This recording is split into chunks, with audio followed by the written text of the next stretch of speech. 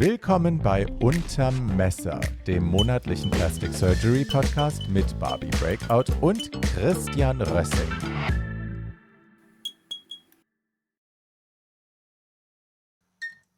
Hallo meine Lieben, mein Name ist Barbie Breakout. Ich sitze hier mit Christian Rössing, dem plastischen Chirurgen der Stars.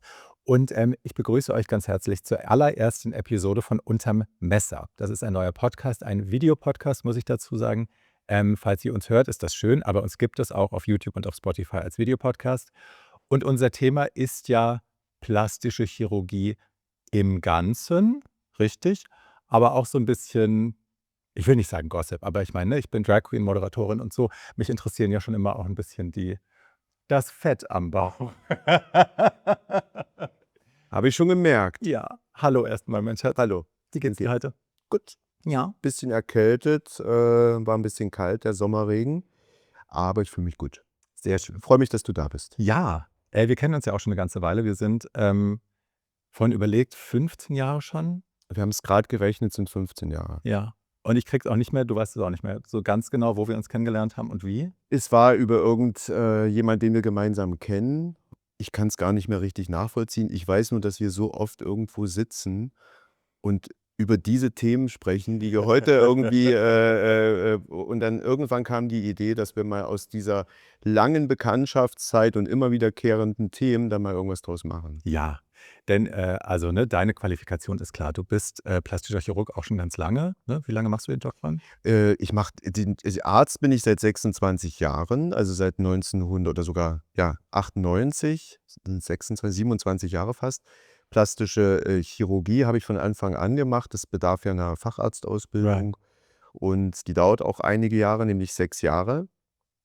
Und dann bin ich sozusagen seit 20 Jahren auch Facharzt. Das heißt, du wusstest ganz oft ist es ja, glaube ich, so, dass Leute im medizinischen Feld sich dann erst mal ganz allgemein komplett ausbilden und sich dann spezialisieren. Du wusstest aber schon von Anfang an: „Ich will plastische Chirurgie machen, das ist mein Ding.“ Ich wusste, ich habe einen Teil meines Studiums in USA verbracht und, das war in den 90er Jahren. Da war das in Deutschland noch nicht so en vogue, wie es Mhm. vielleicht in den USA war. Ich war in Chicago und ich war ganz, fasziniert, aber eher nicht unbedingt von der Schönheitschirurgie, sondern von dem Ganzen, was das Fachgebiet alles abdeckt, von Mhm. Kopf bis Fuß, von Rekonstruktion bis hin zu eben ästhetischer Chirurgie.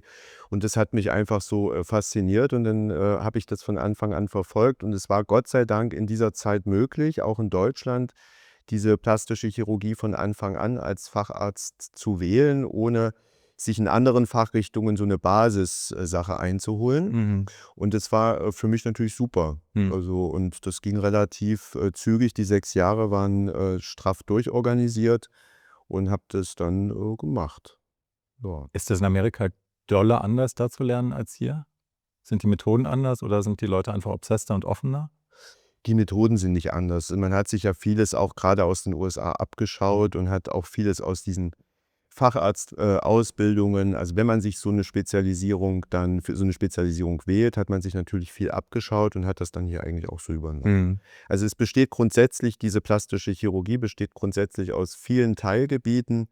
Die sind aber einfach so breit, dass ich glaube, dass es auch wichtig ist, dass man ab einem Punkt, wenn man auch diese, Facharztausbildung beendet hat, ab einer gewissen Zeit dann auch sich wieder subspezialisieren Mhm. muss, was ich dann auch getan habe und im Ende, ja, in der Ästhetik dann gelandet bin. Mhm. Das ist aber nicht unbedingt so forciert gewesen. Das hat mich dann auch über die Zeit immer mehr interessiert und ja, und, Ich glaube, auch da spezialisiert man sich ja, ne? Ich glaube, nicht jeder plastische Chirurg macht ja alles. Was ist denn dein Hauptding? Was macht dir am meisten Spaß? Wo bist du am besten? ja, nicht jeder plastische Chirurg macht alles in der plastischen Chirurgie. Also, dann geht man schon eher in die Ästhetik und was du meinst, die Ästhetik ist dann noch mal Mhm. spezialisierter, weil selbst das ist so breit, dass man es auf, lange Sicht nicht wirklich alles gut machen, wird. Und deswegen habe ich mich dann auch einfach mehr so in den Gesichtsbereich Mhm. geschlichen, mache auch sehr gerne, Brustchirurgie, auch rekonstruktive Sachen nach wie vor. Aber, am liebsten mache ich einfach die Gesichtschirurgie. Das Right. also Lider, Face, auch alles, was nicht, invasiv ist, Unterspritzung schon, viele, viele Jahre. und immer wieder ändert sich ja alles. Ja. Ja, und ich glaube, da muss man auch ein kleineres Feld haben, um dann auch die ganzen News mitzubekommen. Absolut. Ich finde, also, ne, ich bin ja in einem meiner vielen anderen Leben bin ich ja Hair and Make-up-Artist. Und ich glaube, das ist bei uns wie in jedem anderen Beruf auch so. Du weißt irgendwann, worin du besonders gut bist. Und natürlich machst du das dann auch besonders gerne und spezialisierst dich darauf und wirst dann auch dafür gebucht. Und es gibt andere Sachen, wo ich einfach weiß, da bin ich einfach nicht so dolle und das lasse ich dann auch gerne andere machen. Sehe ich Weil genauso. du möchtest ja auch zufriedene KundInnen. Du willst, dass die Leute nicht dann danach, bei mir ist es eine Sache, die können sie abwaschen im Zweifelsfall. Bei dir ist das ein bisschen permanenter. Willst du ja auch dir keinen schlechten Namen machen. Insofern ist es, glaube ich, immer gut, sich auf die Dinge zu spezialisieren, in denen man gut ist, die einem Spaß machen, weil dann auch alle mit den Ergebnissen zufriedener sind. Wir kennen uns ja schon sehr, sehr lange, wie wir schon gesagt haben. Ich war hier auch schon Patientin bei dir ganz oft, meistens für so Unterspritzungen und Morpheus 8 haben wir auch schon gemacht, also ganz viel Botox und Filler. Über die Jahre, als man Filler noch so viel benutzt hat, machen wir jetzt heute auch nicht mehr so dolle. Ähm, Wir probieren immer wieder mal neue Sachen aus. Und du hast aber auch meine Brust gemacht, ne? Ist auch schon lange her. Ja, kriegt man nicht so häufig mit, glaube ich, dass so eine männliche Brust, wir hatten 'ne Gynäkomastie heißt das, wo diese leichte Drüsenbildung entsteht bei Männern. Das haben wir entfernt, dann hast du ein bisschen abgesaugt sogar und dann haben wir ein Muskelimplantat da reingemacht und das habe ich immer noch, und liebe das immer noch sehr, aber das machen auch nicht so viele, ne? Nein, es machen nicht so viele. Auch in der Tat mache ich das gar nicht so häufig, weil die Nachfrage gering ist Mhm. und es auch sehr komplikationsanfällig ist, die ganze Sache. Also diese Pectoralis-Implantate, die sind nicht so easy in der Nachbehandlung, aber also man muss auch eben schauen. Ja, keine Probleme. Du hattest gar keine Probleme, aber es gibt viele, die wirklich Probleme hatten mit Serumbildung und so weiter. Auch die Platzierung dieses Implantats ist nicht so einfach. Aber in deinem Fall ist es gut gegangen und ich Ja. finde es halt auch das, was es haben muss, nämlich diesen Shape für eine Männerbrust. Und ich meine, du wandelst dich ja Ja. auch und da hat das ja auch gut ins Konzept Ich muss gepasst. tatsächlich sagen, ich gucke mal, ob ich alte Fotos finde, dann blende ich die ein. Dann könnt ihr die gucken, falls ihr uns zuschaut. Ähm, Vor der Fettabsaugung konnte ich habe immer schon ein gutes Dekolleté mir pushen können und ich habe vorhin noch ein Foto gesehen, wo das so wirklich das waren halt 2 so Berge, weil da halt Ja. so viel Fett und Drüsengewebe halt auch war. Das ist jetzt nach dem Eingriff natürlich weniger. Ich kann es immer noch pushen dahin, wo ich's will und den Rest male ich mir, der Rest ist Make-up. Das war aber tatsächlich vor der Fettabsaugung besser. Aber ich mache kaum noch Titten, ehrlich gesagt. Also, ich male mir das hin, aber dass ich mir da jetzt wirklich so 'n Riesending hinbaue, I don't Ne, also für dich ging es ja in dem Fall auch wirklich diesen Shape dieser Männerbrust, diese Gynäkomastie nicht zu haben. ich wollte diese Gynäkomastie Mäusefäustchen nicht haben, wenn man sich selber so sieht, auch grade wenn man im Fernsehen ist und dann siehst du dich so von der Seite im Profilshot und dann hast du hier diese kleinen mit kleinen Mäusefäustchen. Tütchen. Es ist ja in sich schon wieder 'ne Spezialisierung. Ich kenne Kollegen, die haben sich fast nur noch ausschließlich auf Gynäkomastie Ja, spezialisiert. Also das ist auch nicht da braucht man auch viel Liebe zum Detail im Ende. Das ist genauso wie mit dem Gesicht und wie mit allen anderen Dingen, die wir versuchen zu verbessern. mhm. Jetzt passiert das, was bei uns immer passiert, wenn wir zusammensitzen und über Schönheitssachen reden, dass wir vom Hundertsten ins Tausendste. Ich merke es gerade. Wir können alles wieder durchkauen, aber das war ja auch der Grund dieser ganzen Ja. Sache. Du bist ja auch, und das will ich dir auch noch mal sagen, bei all deinen Facetten, die du hast und was du beruflich machst, finde ich das halt immer so schön, dass dieses Thema, was mich ja auch so beschäftigt beruflich, dich ja auch so extrem beschäftigt. Du mir manchmal Sachen erzählt hast seit Jahren, wo ich erst mal schauen musste: „Wo hat sie denn das jetzt schon wieder her?“ und in der Tat waren die Dinge dann plötzlich total präsent. Mhm. Also du bist da wirklich ein Trendbarometer, wie man so schön sagt. Also du hast mich da manchmal auf Dinge gebracht, überhaupt da auch näher mich zu beschäftigen. Denn man ist ja auch so in seinem Trott, ne? Man braucht ja auch diesen Input von außen und den Right. hast du mir oft gegeben. Right. Aber das schätze ich halt auch, dass du ich bin ja bei vielen Leuten auch schon gewesen und habe mir bei vielen Leuten dann teilweise auch Sachen umsonst immer abgeholt, ne? Weil sobald du ein bisschen 'n Following hast, ein bisschen Namen hast, bieten dir Leute ja auch immer was an. Und ich schätze an dir wahnsinnig, dass du da mit einer gewissen konservativen Grundhaltung rangehst, dass du nicht auf jeden Trend sofort aufspringst, weil ganz oft ist es dann auch blöde Ballerei und man hat dann plötzlich Sachen im Gesicht, wo man dann später denkt: „Warum zur Hölle habe ich das gemacht?“ Und, ne, also, klar ist es, immer schön, dann auch neuen frischen Wind zu bekommen und auf Trends, da mal reinzugucken, aber ich finde diese Trendhopserei, die viele Kolleginnen von dir machen oder Kollegen von dir machen Ist nicht das Seriöseste manchmal. Ist nicht seriös, man kann es auch nicht übel nehmen, da steckt ja eine Riesenindustrie dahinter. Right. Und, da werden für Milliarden, neue Produkte entwickelt, die ja auch verkauft werden müssen. Und die werden dann plötzlich gehypt als das Nonplusultra. Ich erinnere mich noch an Brustimplantate, das hieß ja also damals, das ist jetzt auch schon wieder weit über 10 Jahre her. Diese Brustimplantate, die musst du benutzen, die sind jetzt der Mercedes unter den Brustimplantaten. Alle benutzen die. Die haben nur das ist das einzige Implantat, was die FDA-Zulassung in den USA hat, und das war auch so. Und dann haben die alle benutzt und jetzt nach, 12 Jahren, 13 Jahren stellt sich das als besonders eklatanter Fehler heraus. Denn genau die, müssen jetzt überhäufig, wieder rausgeholt werden, weil sie einfach, nicht gut sind, ja, weil die Oberfläche nicht gut ist. Das wusste zu dem Zeitpunkt natürlich nicht der Anwender. Deswegen habe ich auch gelernt, wie du schon gesagt hast, gewisse Dinge erstmal ja, nicht so schnell einzusetzen, mal abzuwarten, wie lange die sich halten und ob es wirklich nicht so problemlos ist, wie uns das immer von der Industrie gesagt wird.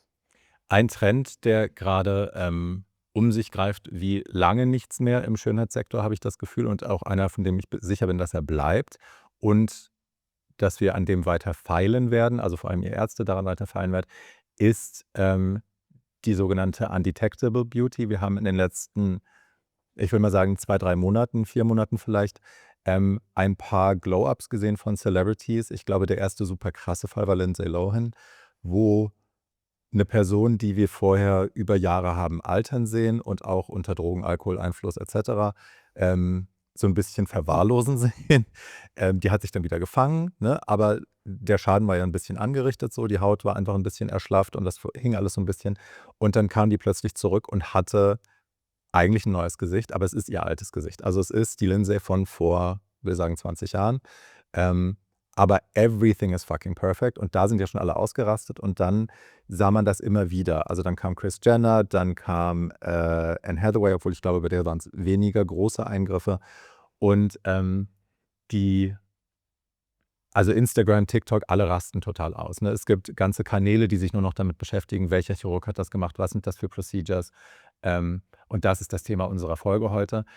Ich will jetzt dich als Profi fragen, wenn du dir diese Fotos anschaust und diese Celebrities anschaust, siehst du sofort, was da gemacht ist? Nö.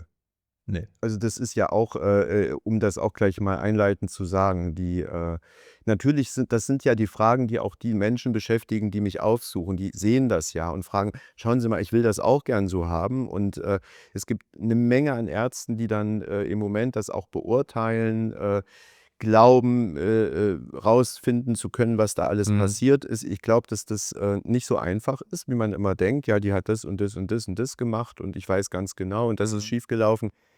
Also, in allererster Linie frage ich mich dann immer im Beispiel zum Beispiel von Lindsay Lohan: Wie lange war sie denn vor diesem Megaresultat nicht mehr, Ja. zu sehen? Was war die Downtime? Was war die Downtime? Wie lange war sie eigentlich nicht mehr wirklich öffentlich? Welche Fotos, die noch von ihr zu sehen waren, waren vielleicht vorproduziert? Weil was sicher der Fall sein muss bei so einem Ergebnis, die müssen eine ganze Weile weg sein. Denn das ist nicht nur Chirurgie, das ist 'ne Kombination von allen möglichen. Ich glaube, dass da auch viel Longevity, mitspielt. Es gibt mittlerweile eine Vielzahl an, Behandlungen, die positiv sich auf Erklär kurz, Hautbild was Longevity meint in das den ist eigentlich die Zahlen? Langlebigkeit. Das ist ja auch dahinter steckt ja auch ein Riesentrend, den wir verzeichnen, dass man eben ich sage es mal, anhand von deinem Monitoring, deine Blutwerte, Mhm. dass man feststellt, was fehlt dir denn? Ja, Hormone machen ganz viel Mhm. aus und, dann stellt man das um. Man versucht, die Menschen damit zu behandeln. Es gibt oftmals super gute Feedbacks oder auch diese sogenannte Abnehmspritze hat ja mehr, positiven, Nebeneffekt, als man das vielleicht vorher wusste und man Ja. weiß es ja jetzt noch nicht mal alles Ja. ganz genau, ne? Das ist auch 'n Anti-Aging oder Metformin, Ja. Medikamente, die plötzlich auf dem Markt, schon ewig existieren, die Ja. dann für Anti-Aging benutzt werden. Das So wäre 'n bisschen erstens so, das. also 'n Diabetesmedikament auch eigentlich, ne? Genau. Das, ja. So, und da gibt es also, X Ansätze, die nicht bei jedem wirken, aber bei manchen schon. Und ich glaube, das ist also die Gesamtheit dieser Sache.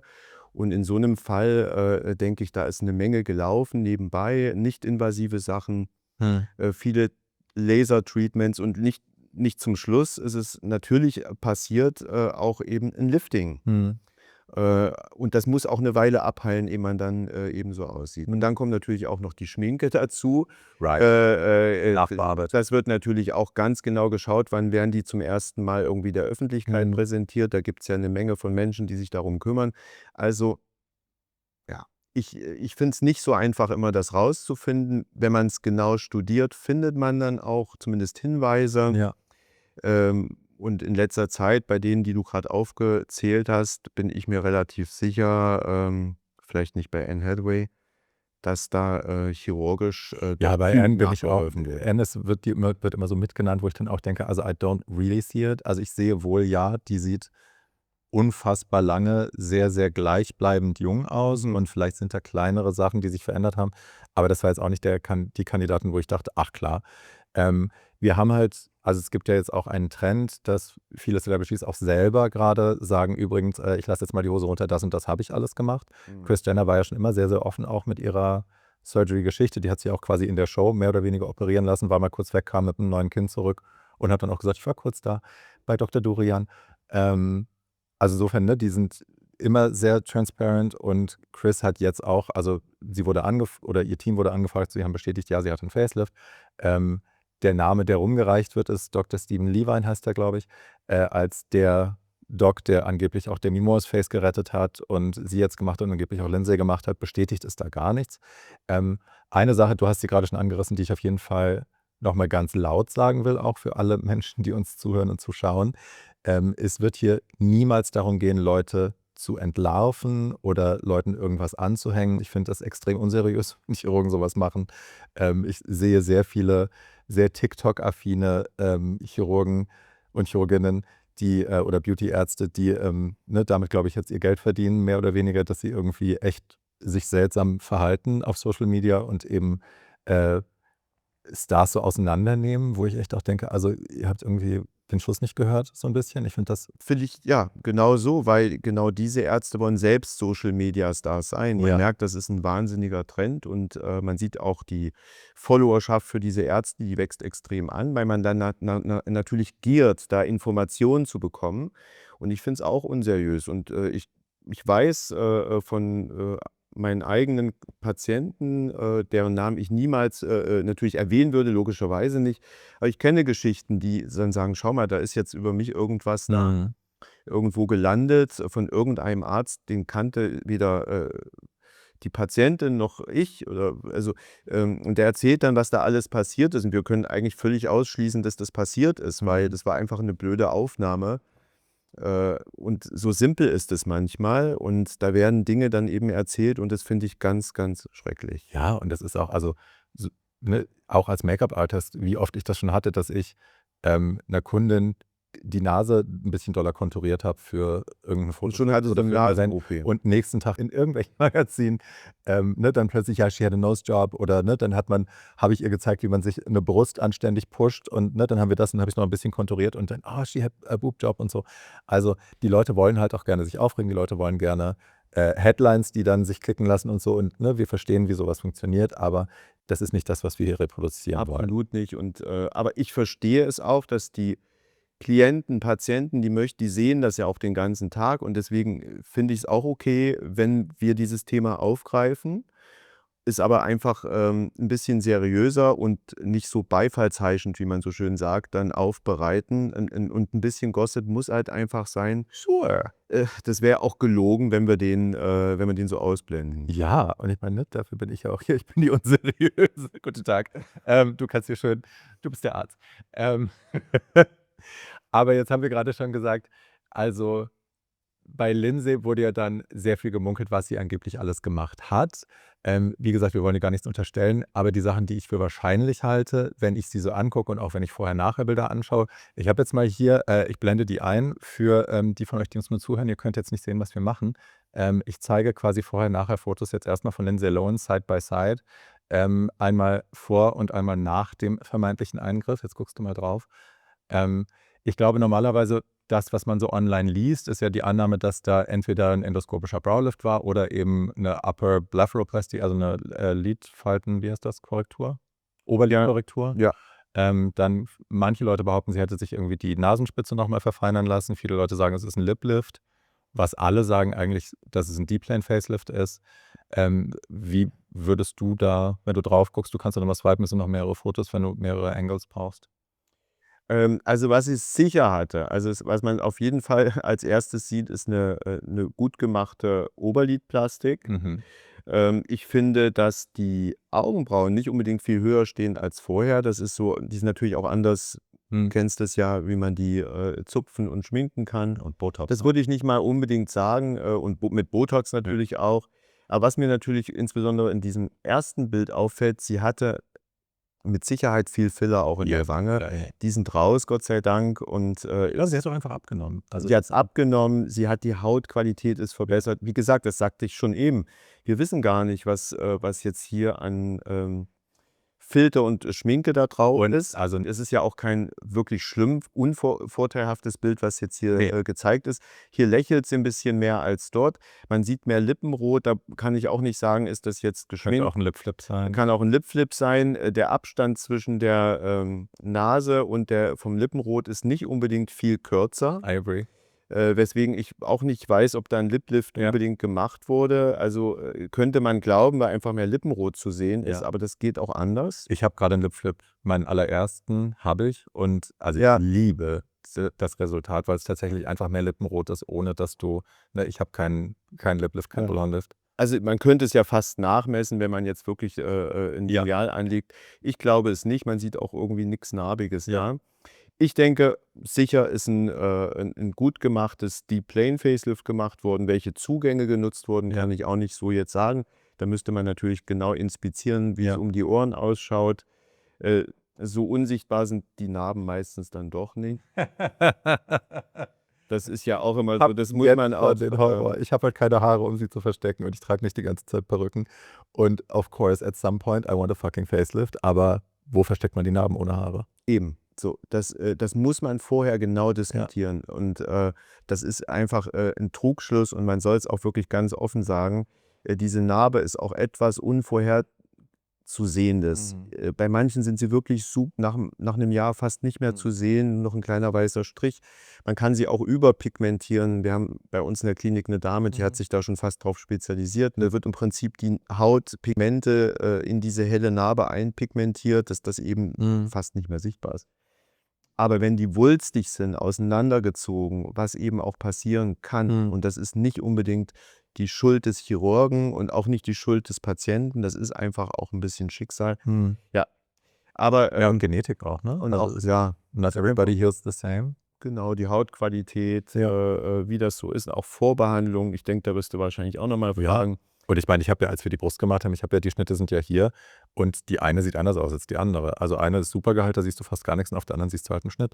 Genau, so, Also, und das auch ist, nach 10 und Jahren. die habe ich beide Seiten ja auch gleich gemacht. Ja. Es ist 'n Thema, das verfolgt mich jeden Tag, Mhm. und ich muss es halt immer wieder auch mit den, Patienten und Patienten besprechen. Mhm. So, aber bei ihr, ist mit Sicherheit 'n Lifting gemacht worden, da bin ich mir relativ sicher, und das ist auch, Fantastisch sieht geworden. fantastisch aus, und man, in Zusammenhang mit den Augen, wahrscheinlich hat man hier auch noch 'n bisschen, Gewebe sozusagen hinter den, Mhm. Hautüberschuss auch noch mit entfernt oder verlagert. Es sieht toll aus. Ich denke, dass auch was an den Unterlidern passiert ist. In der Mhm. Regel macht man das auch mit, wenn man 'n Lifting macht, dass man, Aber Unterlider sind also, wir haben da ja auch schon mal drüber gesprochen bei mir. Unterlidstraffung kann schnell diesen Joan Crawford, Michael Jackson-Effekt haben, ne? Dass es fast aussieht, als wäre da zu wenig Spannkraft drauf, dass es so 'n bisschen sich öffnet und so nach unten zieht quasi, ne? ja, man nennt das ein, sogenanntes Scleral Show, also wenn Ja, die Lidlinie sich durch den Zug, ja.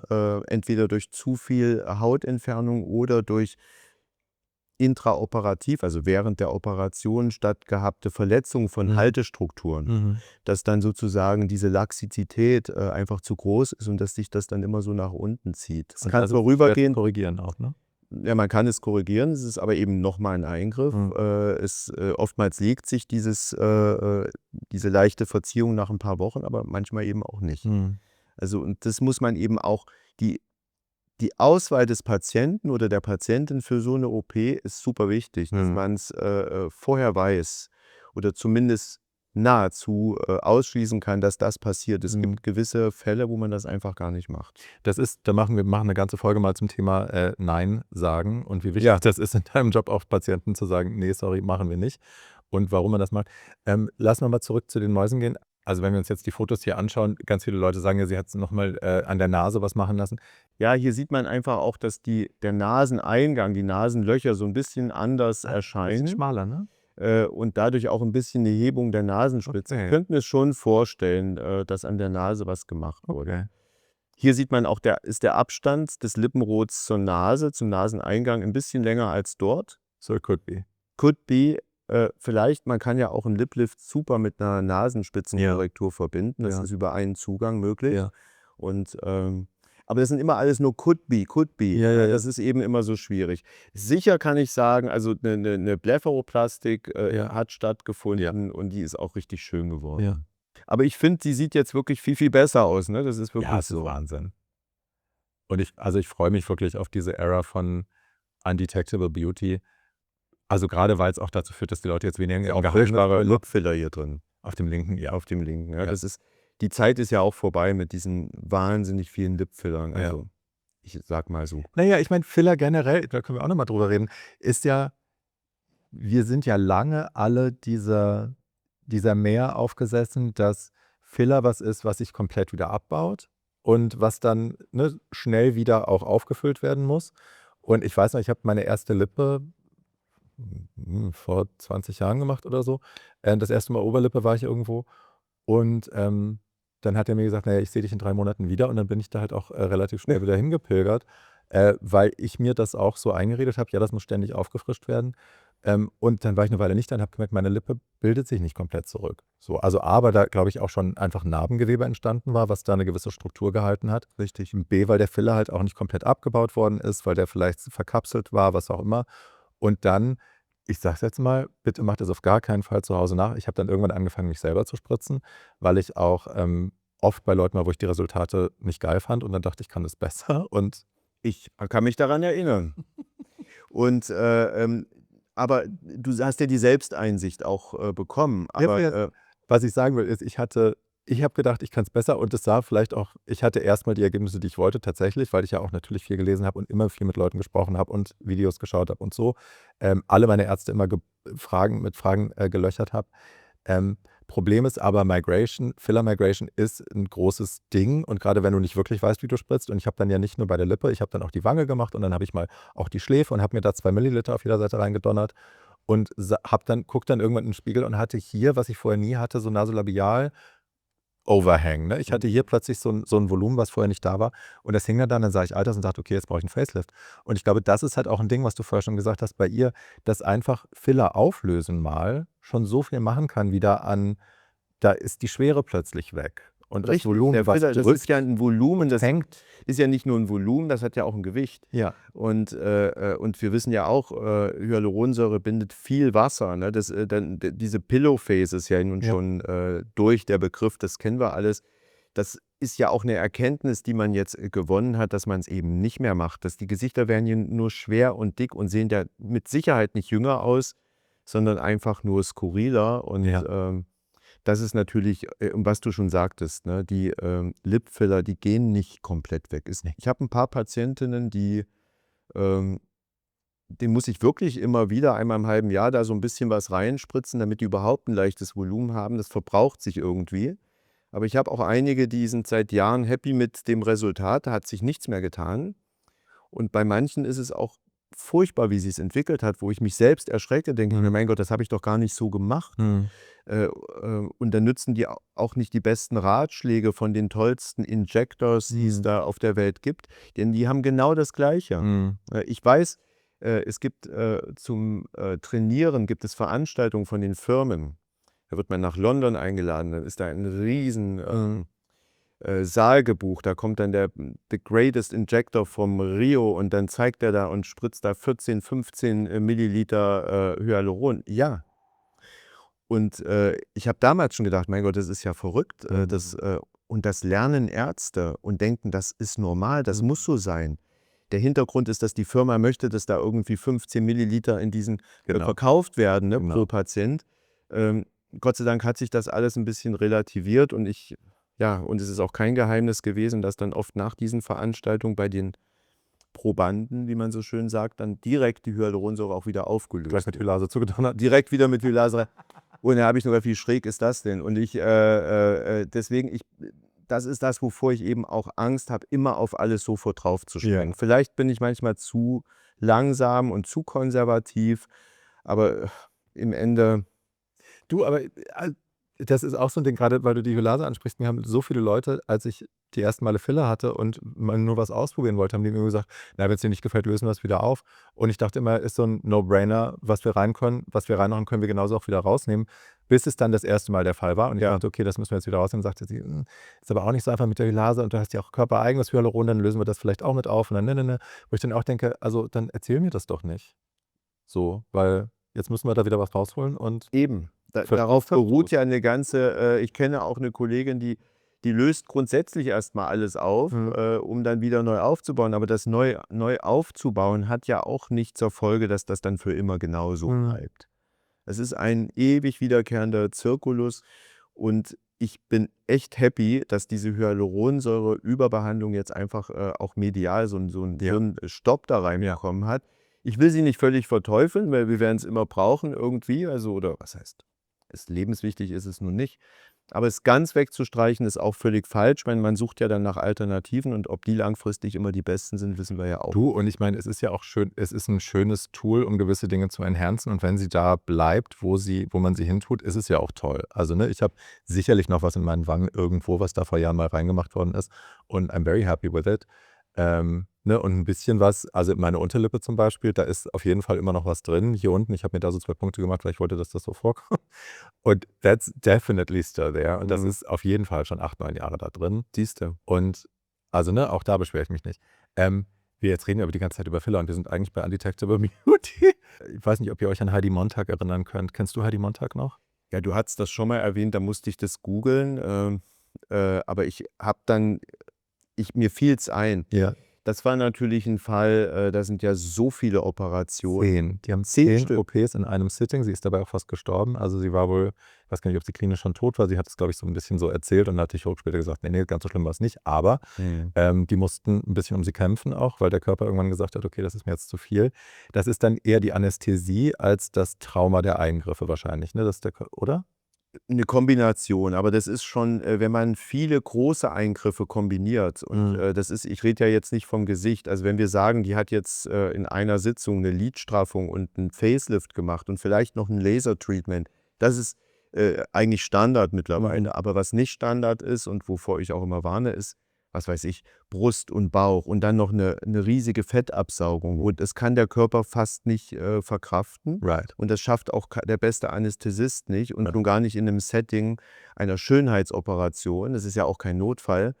Und ich glaube, das war auch die Ursache, weswegen es ihr so schlecht ging. Es Ja. ging ja um Ja. Körpereingriffe und die Kombination Ja. und das war dann einfach auch der Grund. Das ist halt, also, ne, wenn wir jetzt uns diese Leute anschauen, das sind ja Celebrities, die stehen im Rampenlicht. Also, grade auch Kris Jenner, ne, die ist ja immer zwischen, also, die nächste Staffel ist grade vorbei, da sind ja schon die nächsten Kameras wieder im Haus. Die sind ja nie wirklich lange alleine, die haben ja nie wirklich Downtime. Das Mhm. heißt, die müssen das extrem gut planen. Deswegen vermute ich auch, und das nimmt man ja auch bei all diesen, ähm, Celebrities an, dass relativ viel auf einmal gemacht wird, einfach um die Downtime zu minimieren.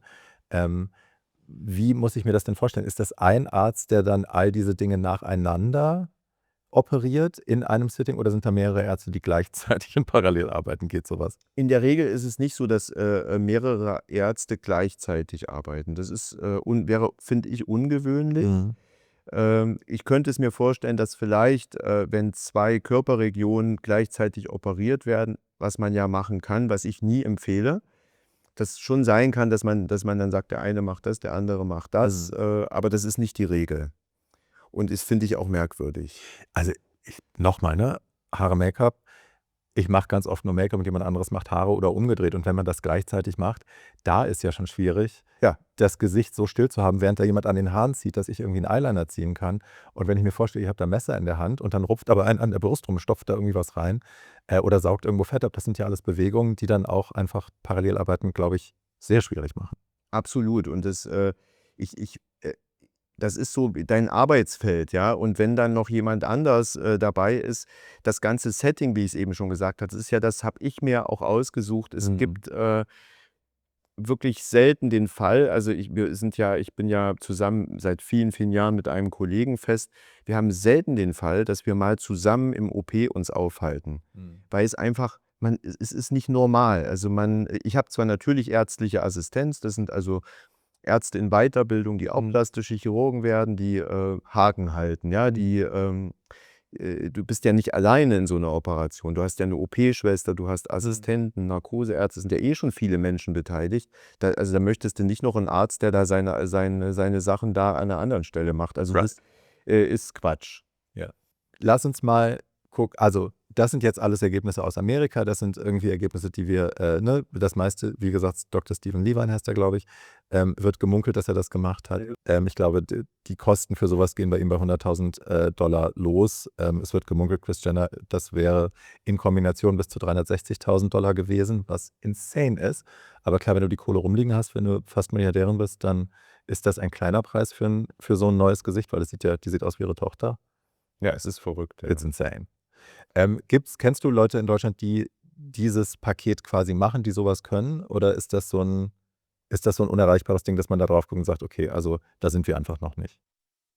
Das kann man so nicht sagen. Also das ist grundsätzlich jemand, der solche Operationen durchführt, der hat eine lange Lernkurve hinter sich. Und der war ja an irgendeiner Stelle auch mal an einem Punkt, wo er das noch nicht konnte. Ich bin mir sicher, das kannst du nicht, wenn du gerade frischer Facharzt bist. Und selbst der Geschickteste braucht einfach einen Erfahrungsschatz, um das dann einfach so hinzubekommen. Ich weiß jetzt nicht, wie alt der I don't know. Also auf den Fotos sieht er aus wie 40, Mitte 40 vielleicht. Vielleicht eine junge 50, who knows. Und ich kann es nur aus meiner Sicht sagen, also wir machen ja auch solche Kombinationseingriffe. Ich fühlte mich vor 10 Jahren da überhaupt noch nicht so sicher und war auch eher dann ein bisschen defensiver mit diesen ganzen Sachen. Und dann fängt man an, sich doch damit zu beschäftigen, sieht auch den Sinn in diesen Sachen, auch in diesen Deep Plane Liftings, geht dann irgendwo hin, schaut sich das an, da wo es viel gemacht wird, eben in den USA. Da gibt es ein paar, die ich besonders mag und die es auch richtig gut machen. Und Du gehst ja mal wieder hin, auch zur Fortbildung und genau, an dir super. man schaut sich das an, man übt ein bisschen mit. Der Kreis ist nicht so riesig und wir können ja in dieser Chirurgie keine Experimente machen. Ich kann ja jetzt nicht sagen zu irgendeiner Patientin, zu irgendeinem Patienten, so jetzt schauen wir mal, ich probiere bei Ihnen heute mal was Neues aus. Das geht eben nicht. Aber wie soll es denn gehen? Irgendwo muss man ja seine Erfahrungen sammeln und dann merkt man, wie man die OP-Technik immer ein bisschen erweitert, sich auch ein bisschen mehr traut. Kombiniert. Ne? Das hatte ich dir auch schon mal erzählt. Ich mag es super gern, auch die Hautqualität direkt mit einem CO2-Laser zu behandeln. Schon während des Eingriffs habe ich mir früher überhaupt niemals gesagt, um Gottes Willen, das ist einfach too much. Geht alles. Wenn die in Vollnarkose sind, dann kannst Eben, die sind in Vollnarkose und es geht und es funktioniert und man heilt in einmal ab und man geht auch nicht ein Riesenrisiko ein. Aber genau das Thema mit den Risiken, das ist eben etwas, was man einfach nicht aus dem Auge verlieren darf. Aber du siehst, weil du auch CO2-Laser sagst, du schaust gerade das Foto an, du siehst halt, ne, den CO2-Laser siehst du da richtig, weil die Hautqualität vorher links ist wrinkly, pergamentig, klein, kruselig und rechts ist einfach, ich meine, sicher ist da auch nochmal ein bisschen digitale Magic drüber, aber trotzdem ist ja die Hautbeschaffenheit einfach eine andere. Das ist eben von CO2-Laser. absolut. Also auch der Hals, alles um den Mund, perioral, hat sich deutlich verbessert. Auch die Augen, das ist sicher ein richtig gut gemachtes, kombiniertes Lifting mit ein paar zusätzlichen Sachen. Und das finde ich schon toll. Und und das ist das Thema. Viele kommen dann und zeigen mir genau dieses Bild auf ihrem iPad und sagen, gucken Sie mal, das möchte ich gerne. Das Ding ist, was viele Leute nicht verstehen, wenn sie das machen. Ich habe das ja in meinem Job auch, dass Leute zu mir kommen und sagen, so will ich aussehen. Die möchten halt gerne aussehen wie diese Person. Das ist nicht unbedingt, dass sie das Make-up wollen oder die Haare, sondern wollen sie nicht, also die wollen sich das quasi ein bisschen anziehen, dass sie genau die Ausstrahlung haben, genau den Glamour, die Schönheit und so. Und das können wir halt leider nicht machen. Das können wir leider nicht machen. Und um das Thema nochmal zu beenden oder nochmal aufzugreifen mit Undetectable Beauty heißt ja eigentlich, dass man ohne viel, also das ist ja eine Kombination aus vielen kleinen Dingen. So habe ich das immer verstanden. Wenn es dann so ausgeht, ist es toll, aber jeder eignet sich nicht dafür und man muss auch wirklich realistisch den Leuten dann erklären, was dann bei ihnen passieren Ja. kann. Und man braucht Geduld. Ja. Also es geht wirklich nur mit Geduld. Ähm, und das ist nicht etwas nach 3 Wochen, dass alles fertig ist. Auch wenn Ja. jetzt gewisse Operationen, wenn sie gut verlaufen und einen guten Heilungsverlauf haben, dass man da manchmal, ich bin auch überrascht, wie schnell manche gut aussehen. Ja, ich habe gehört, wir machen noch eine Facelift-Folge, keine Sorge, aber ich habe gehört, dass es Dr. Giacono, der ja so der Deep Plane Facelift-Guru eine Zeit lang war, ne, in New York, bei dem dann alle ihre Gesichter haben machen lassen, der hatte wohl so eine Pressure Chamber entwickelt, so eine, ich glaube, Unterdruckkammer, wo die Leute dann danach, nach der OP reinkamen, was die Heilung wohl wahnsinnig beschleunigt hat oder die Schwellung verhindert hat oder so. Ja, das ist auch gar nichts so Neues. Das wird also allgemein auch, gibt es auch eine CO2-Bett, eine CO2-Flutung. Man ist dann in so einer Art Kammer drin. Der Kopf guckt natürlich raus oder zumindest die Atmungsorgane sind freigelegt oder man hat eine Maske auf, sodass die Haut quasi überflutet wird mit Kohlendioxid und der Gasaustausch auf der Haut dann im Prinzip dazu führt, dass eben auch die Heilung in diesen Wunden schneller ist. Das ist nichts Neues. Könnte sein, dass er das auch so benutzt hat, ist bestimmt auch sinnvoll, aber ist nicht der Standard, sag ich mal so. Ja. Aber ich glaube, das ist dann wahrscheinlich, ne, gerade wenn du so eine Celebrity bist, bei der es halt super schnell gehen muss, Da wird es bestimmt gemacht. da Ja, wird klar. also ne, jeder Pfeil im Köcher wird verschossen, damit das eben super schnell und super smooth läuft. So, ich glaube, das haben wir sehr schön besprochen. Ich danke dir für deine Einschätzung. Wie macht man das, wenn man jetzt zu dir kommen möchte und sagt, guten Tag, ich möchte bitte auch so wie Kris Jenner. Wie kommt man da an dich ran? Indem man einfach einen Termin macht. Ja. Und Du bist in Berlin und in wir haben eine Praxis, 'n Standort in Berlin und einen in Zürich. okay. Und ruft mal einfach an, macht einen Termin, also oldschool, ne? Man kann es auch online machen, aber ich finde es immer am besten, wir haben auch ziemlich geschultes Personal, Habt ihr wirklich. Super. die so ein Telefonat ist einem manchmal sogar am schönsten, vielleicht auch für den Patienten, wenn er schon mal hört, mit wem er da so redet. Und die können dann so vielleicht so ein paar kleine Eckpunkte schon mal erzählen und dann ist so das Eis gebrochen. Das ist was anderes, als wenn man einfach nur anonym sich da so 'n Termin klickt, verstehe ich auch. Ich glaube, die Barriere ist hoch. Man beschäftigt sich ewig mit diesem Gedanken: „Ich will da jetzt was machen lassen und wo soll ich 'n da hingehen?“ Es ist aber, muss ich dir sagen, es ist auch, du machst das auf eine sehr, also, ich glaube, das Erwartungsmanagement, das du machst, ist einfach sehr, sehr gut und realistisch und gleichzeitig bist du trotzdem, du bist nicht arschig zu den Leuten. Ich habe schon, Beratungsgespräche gehabt bei Chirurgen und bei, kosmetischen Geschichten, wo die dir einfach wirklich begegnen, wie so 'n Arzt manchmal dann ist, ne? Da wird so die Haut so hochgezogen und so fallen gelassen und dann wird das mal: „Na ja, was sollen wir da machen?“ Also so, ne? Oder Verstehe ich gar nicht, warum das so, ja, du, manche sind halt nicht mit Empathie gesegnet oder mit der Fähigkeit, andere Leute irgendwie einzuschätzen oder dem Bedürfnis, denen irgendwie kein schlechtes Gefühl zu machen. Vielleicht wollen die auch, dass man sich scheiße fühlt, damit man dann die nächstgrößere Sache bei ihnen machen lässt und eben nicht nur 'n bisschen spritzen. Aber, das ist halt bei dir auch gar nicht so, ne? Also ich hoffe, nein. Also, nein, null. der Run ist groß auf diese ganzen Sachen, Ja. die wir auch anbieten. Das hätte ich mir im Übrigen als wir haben uns hier in Berlin diesen Standort haben wir jetzt seit 16 Jahren. Das war natürlich bei weitem völlig anders, noch vor 16 Jahren. Ich hätte mir das auch nicht gedacht, dass es so 'n Anstieg von all diesen Behandlungen und Operationen in der Schönheitschirurgie geben wird. Ähm, Trotzdem finde ich, wir können das nicht in so 'ne Ware umwandeln. Wir müssen einfach, also, das ist übrigens auch nicht nur Schutz für die Patientin, für den Patienten, sondern es ist auch für mich. Wenn ich jeden einfach, ohne groß mit ihm geredet zu haben, seinen Wunsch erfülle nach 'nem Implantat oder nach 'nem Lifting, ja, dann da kriege ich ja noch mehr die Krise, Ja. wenn ich das gemacht habe, obwohl es überhaupt völlig falsch war für ihn. Und Ja, die dann laufen ja auch mit deiner Arbeit rum. dann laufen da Fragen, sagen die auch, und weil die sitzen Rössing. genau, und sitzen alle 3 Wochen im Wartezimmer und Ja. sind unzufrieden. Und selbst also wenn man das vorher so ein bisschen erkennt in einem längeren Gespräch, Ja. dann ist es super. Und selbst dann, von denen, die ausgewählt sind und die, wo ich denke, die eignen sich super, selbst da haben wir manchmal unerwartete Verläufe, die wir aber Gott sei Dank irgendwie meistens in den Griff Oh ja. bekommen. Muss man auch wissen, es gibt wenige Dinge, die man nicht korrigieren kann, aber es ist manchmal einfach völlig unerwartet, oftmals auch bei Leuten, wo ich es überhaupt nicht gedacht Mhm. habe. Und das ist Bestandteil so einer Aufklärung, dass man wirklich weiß, ich kann vielleicht zu den ganz wenigen gehören, wo das eben nicht so gut läuft. Mhm. Ähm, und das ist eine Erkenntnis, die müssen wir vor dem Eingriff gewinnen und dann läuft das auch.